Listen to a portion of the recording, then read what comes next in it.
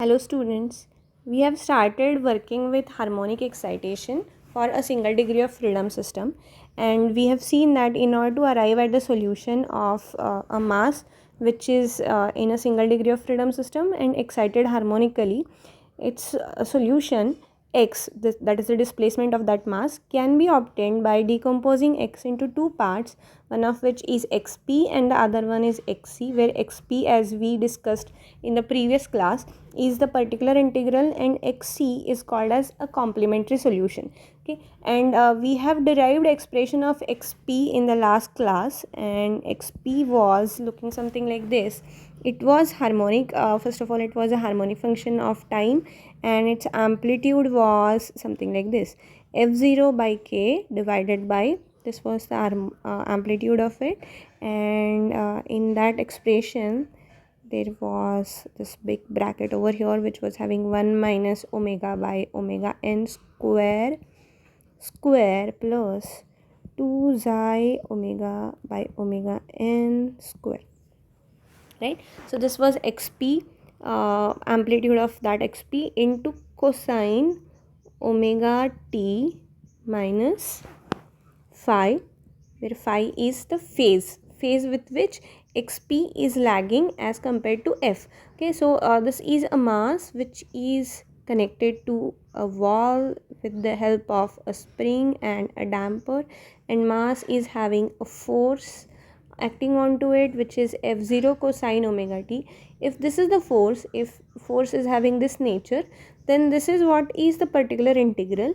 Particular integral is also oscillatory in nature. It has got same circular frequency as that of the force, whereas this particular integral lags behind this force by this much amount of phase angle.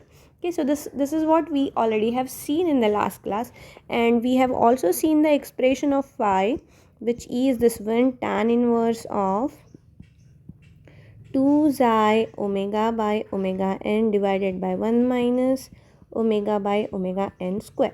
This was the expression which we derived in the last class. This was the amplitude of xp, and now we are going to see what xc we are going to obtain, and how we are going to obtain the final solution x, how it is going to look like. However, we'll be starting with uh, a simplistic case which is an undamped system. Okay, so we don't have any damping, and hence xi is equal to 0. Okay, so if xi becomes 0, then amplitude of that particular integral, okay, which we defined by x, comes out to be equal to f0 by k divided by, in this expression you have to put xi as 0. Xi is appearing over here, which will be 0, hence this entire bracket will go away and you will be left with only this bracket, okay, which is a square of this bracket, and it is in the square root sign. Hence you will be left with f0 by k divided by 1 minus omega by omega n square. Okay, this is the amplitude of particular integral. And what is phi? Phi will be equal to tan inverse of this angle. Okay, this angle has got xi in the numerator. Okay, since xi is sitting over here in the numerator is 0, whereas denominator, you have in that denominator you have 1 minus omega by omega n square, and hence you will be writing it over here as tan inverse of 0, which comes out to be equal to 0 or pi. You can even take it as a pi or a 0. We'll start with 0. We'll try to see which one to pick. Okay, will however, right now we are starting with 0. Okay, so what does xp look like now? Xp is f0 by k divided by 1 minus omega by omega n square into cosine of omega t. Okay, phi is not there because phi is 0. This is what is xp, which is a particular integral, and however, solution is not completely done yet. We need to find out xc, and xc will be solution of the second order differential equation which doesn't have damping into it.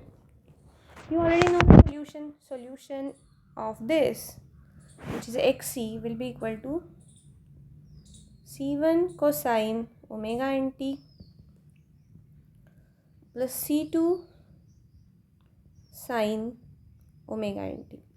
Okay, So this is what is the expression of xc, this is what is the expression of xp, which will give you x as c1 cosine omega nt plus c2 sine omega nt plus f0 by k divided by 1 minus omega by omega n square into cosine of omega t. So it clearly has got these two parts in it. This one, first one is xc, the second one is xp. First one xc is oscillating. This is also oscillatory solution, this is also oscillatory solution. However, the first part, which is xc, is oscillating with natural frequency, whereas xp is oscillating with the frequency, that is the forcing frequency, which is omega over here. Okay, that you will be able to appreciate that omega appears over here, whereas in this case omega n is coming into picture in xc. Okay, now what we have to do is, in order to find out expressions for c1 and c2, we'll be enforcing initial conditions which say that x at time t equal to 0 should be equal to x0, and x dot at time t equal to 0 should come out to be equal to x dot 0. If you put these initial conditions, then you will get this x. I'm writing it directly, however you can try it out at your end and see whether you get the same stuff. Okay, so let me write it down directly for you, which comes out to be like this: x0 minus f0 by k divided by 1 minus omega by omega n square into cosine of omega nt plus x dot 0 by omega n sine of omega nt plus f0 by k divided by 1 minus omega by omega n square into cosine of omega t. Okay, this is that xp part, particular integral. Okay, now we'll try to understand what exactly this expression is. Okay, how exactly it looks like, what is it trying to tell us.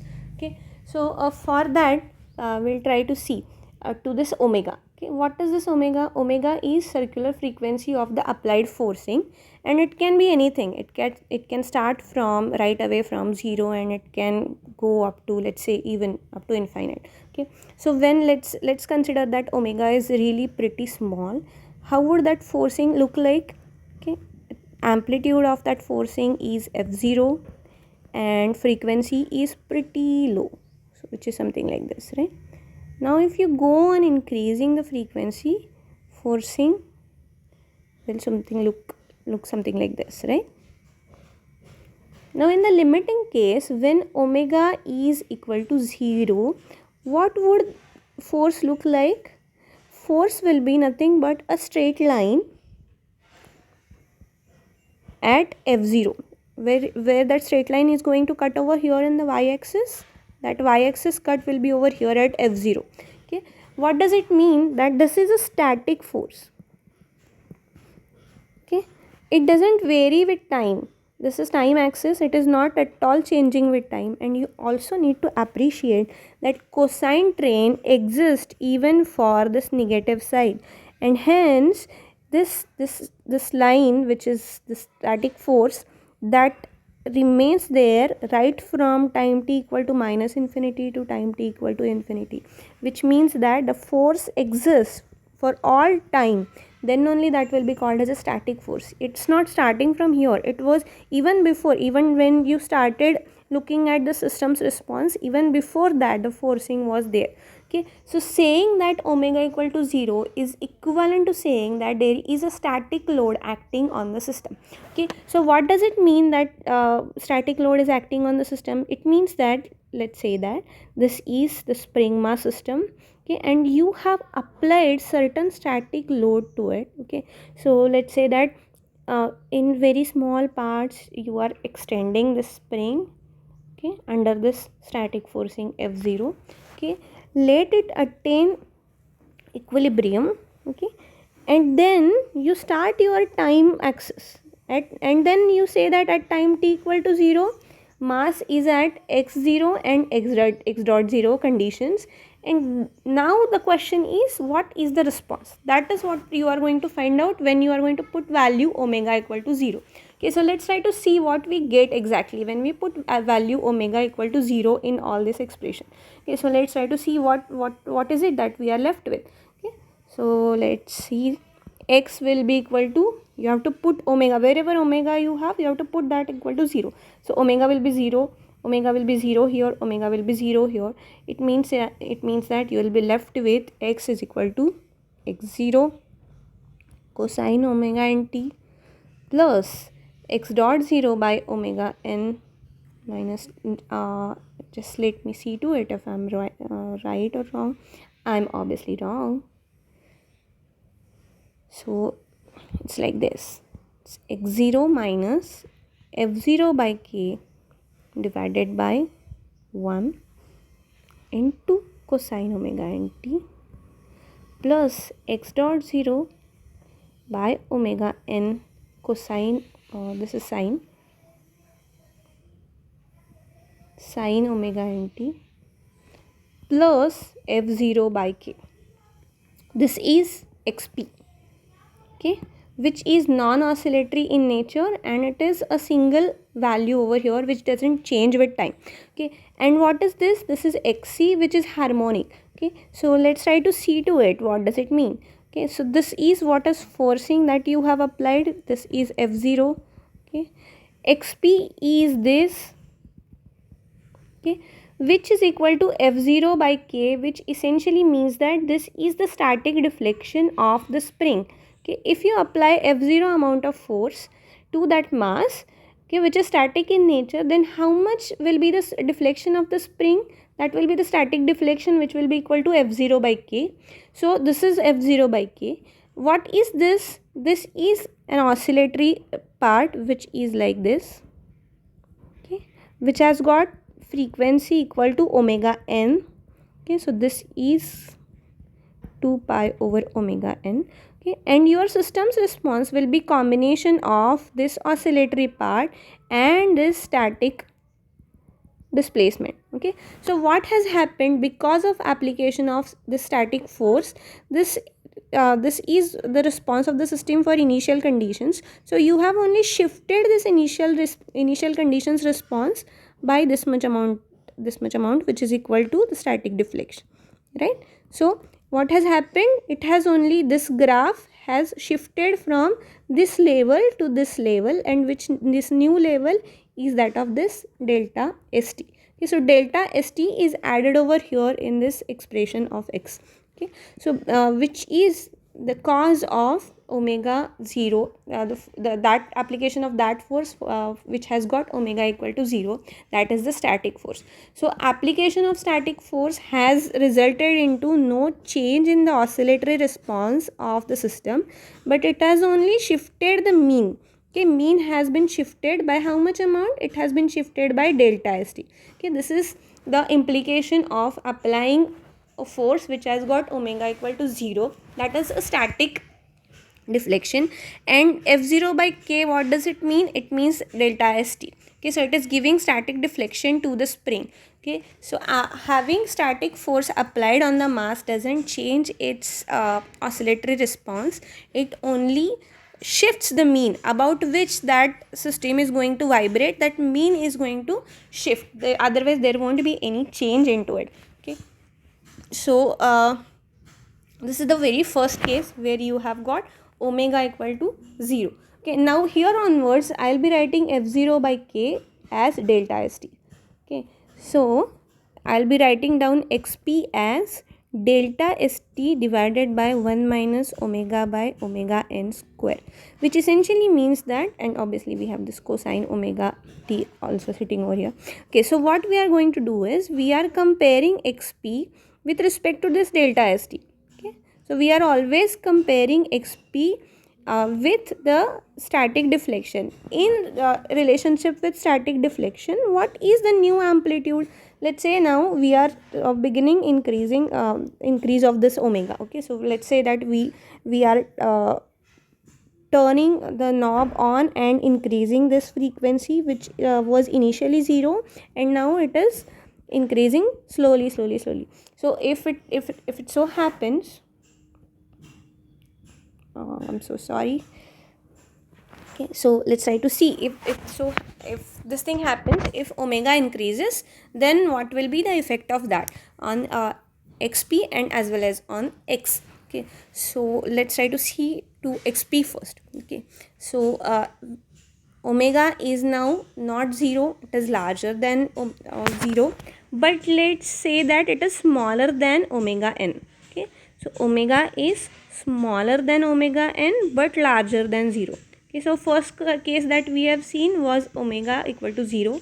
Now this is the second case that we are considering, that omega lies between 0 and omega n. Now in this case where omega has increased its value from 0, now what is going to happen over here in the denominator, okay, of this amplitude? So amplitude of xp is going to rise as the denominator is decreasing. Omega is non-zero, smaller than omega n, and hence this value will be smaller than 1. Hence the denominator will be smaller than 1, which essentially means that amplitude will be larger than delta st. Okay, so if I have to plot the amplitude curve, okay, let this be x-axis, which represent omega by omega n, and let this be the amplitude of xp. Okay, if this is the amplitude of xp, and let me divide this amplitude of xp by delta st. Okay, so if this represents ratio of amplitude of xp to delta st, for omega equal to 0, that will be equal to 1. Okay, what will be the amplitude when omega is 0? That will be equal to 1. Okay, now let me increase the value of omega slightly, so that what is going to happen, it is going to rise, this x by delta st, it's going to rise like this, right, till the time we are reaching over here, which is 1. When omega by omega n is equal to 1, that at that time it will be infinity. We are going to talk about that case. Okay, but this is the region right now we are talking about. Okay, in this region with increasing value of omega, amplitude of xp is increasing. Okay, and this is how the behavior of that will be. Okay, and what is going to happen to phi? Phi is obviously 0, there is going to be no change in the phi. Okay, so this will be, let's try to plot the response now. Okay, so x will be now xc, which is x0 minus f0 by k, which is delta st, divided by 1 minus omega by omega n square into cosine omega nt plus x dot 0 by omega n sine omega nt plus this delta st divided by 1 minus omega by omega n square into cosine of omega t. Okay, so we just now have seen that this value increases with increasing value of omega. So let me plot the f0 first. Okay, let this be f first. Okay, this is f. Let's say that this is what is f that you have applied. Omega is smaller than omega n, hence omega by omega n is smaller than 1, but it is larger than 0. Omega is larger than 0, so you get to see this. Okay, so this is what is forcing, amplitude of which will be equal to f0. Right, now let me try to draw this part, which is xp. Okay, if I try to draw that part, it will be again a cosine train. Okay, this is the cosine train. Okay, which has got same frequency as that of forcing, which is omega. Okay, there is no change in the frequency. And what is the amplitude? This amplitude is this one. Okay, which is delta st divided by this term. Okay, okay, fine. So we are done with plotting xp. Now what about xc? Xc is this, which is oscillatory part. And what is the circular frequency of oscillation? Circular frequency of oscillation is omega n. Okay, so that part will look something like this, right? omega n we are saying is larger than omega, so it will be something like this. So this is whatever that right now I am plotting dashed line, that dashed line is xc, this short dash line is for xp, and this is force f, this is f. Okay, so what will be the total response x? Total response x will be superposition of xp and xc. Okay, so it will look something like this. So on the cosine train you have to plot this small oscillations of omega n. Okay, so this is how the response of the system going to look like, right? Where you clearly see one train, cosine train over here, okay, which is for the particular integral part, okay, and on that this oscillatory response that you see over here, which is superposed on that cosine train, is the complementary solution, okay, which is present over here in order to adjust to those initial conditions that you have supplied. Okay, and it is having circular natural frequency equal to omega n, and this cosine train which is corresponding to the particular integral is oscillating with omega. Okay, so this is the case where omega is greater than 0 but smaller than omega n. Now let's consider a case where omega is larger than omega n. Okay, now let me try to write down x. Rather I'll write down xp first. Okay, so what is xp? Xp is delta st divided by 1 minus omega by omega n square into cosine of omega t. Okay, now we know that omega is larger than omega n, hence omega by omega n square is obviously going to be larger than 1. So denominator will be negative. So I can write down xp as minus of delta st divided by omega n square minus 1 into cosine of omega t.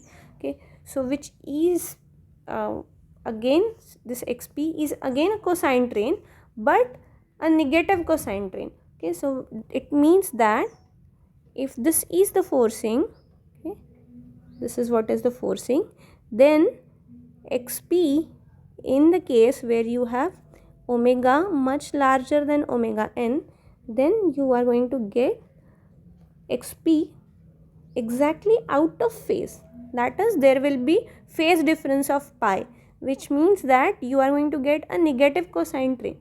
So you can accommodate this negative sign. Let me remove it from here, and I can accommodate that negative sign over here by subtracting minus pi from omega t. So you can write down xp in this fashion. You can say that now the moment you have shifted from omega by omega n to smaller than 1 to greater than 1, okay, from this to this region, when you have shifted, then there has been a shift in the phase. Okay, earlier this xp was in phase with force, whereas now earlier what we have seen that this was how the xp was, right? Now xp has shifted to exactly the opposite side, and now it's over here, right? This is how it is moving like, okay, which is 180-degree phase shift as compared to earlier xp. Okay, so otherwise it's going to be almost the same one, there won't be any other change, that its frequency is going to be exactly same as that of the frequency of external forcing. Now its amplitude, again you will be able to see that amplitude will be much larger when omega by omega n ratio is going to be much nearer to 1. Okay, so in that case the denominator will be the smaller one, and hence you are going to see larger amplitudes. As omega by omega n ratio increases, this denominator becomes smaller and smaller, and hence the amplitude becomes smaller and smaller, and xp becomes much smaller for larger value of omega. So if I have to plot that, okay, let me plot that x st divided that x divided by delta st. Okay, so we already have plotted it till this value. On this axis we have omega by omega n. If this is equal to 1, we already have plotted it over here in this way, which started with 1. Now when we go to this side, when omega by omega n is larger than 1, then you get to see it this way. Okay, so either you say that this amplitude is negative, or you can accommodate this negative sign in the phase. In that case you will be drawing it this way. Okay, so with increasing omega by omega n, amplitude decreases, and in the limiting case it goes to 0. Okay, if you are drawing it in this way, then you have to draw the phase angle in this fashion. Okay, if this is phi, this is again omega by omega n value. To start with, phase was 0. When omega by omega n became 1, at that time this phase shifted from 0 value directly to, it jumped to pi. Okay, it was over here and then suddenly it became this one, pi. Okay, earlier 0, then pi. Okay, if you draw it this way, then you can draw it in this fashion. Okay, so you can either take care of that negative sign in this x or in this pi, in this phi. We generally do it in this fashion. Right? We say that the phase has got changed. Okay, amplitude is we don't consider sign for that. Okay, so this is the amplitude with respect to delta st, amplitude of particular integral in comparison with static deflection. Okay, it is also called as a magnification factor. Okay, so by which means that having dynamic forcing has kind of increased the amplitude of oscillation of that mass. And how much it has got increased? It has increased by this much amount of magnification factor. There has been magnification because of oscillatory behavior of the force, and that magnification depends on what is the forcing frequency. Okay, when forcing frequency is exactly 0, that means that when forcing is static, then magnification is 1. When it increases, omega value increases from 0 up to this omega by omega n equal to 1, that magnification increases continuously from 1 and builds up to infinity exactly at omega by omega n equal to 1. Then again it drops from infinity to 0 value in the limiting sense when omega by omega n goes to infinity.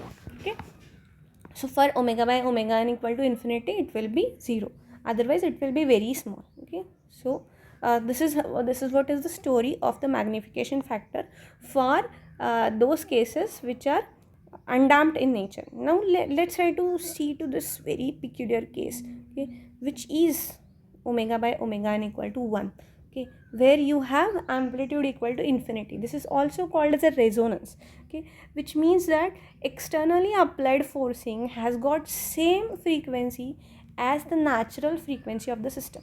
Okay, so when you are applying external forcing which is having same circular frequency as that of the natural frequency of the system, then in that case what happens is called as the resonance. Okay, so let's try to see to that resonance condition, but we'll take a break over here and we'll invoke it once again in the next session.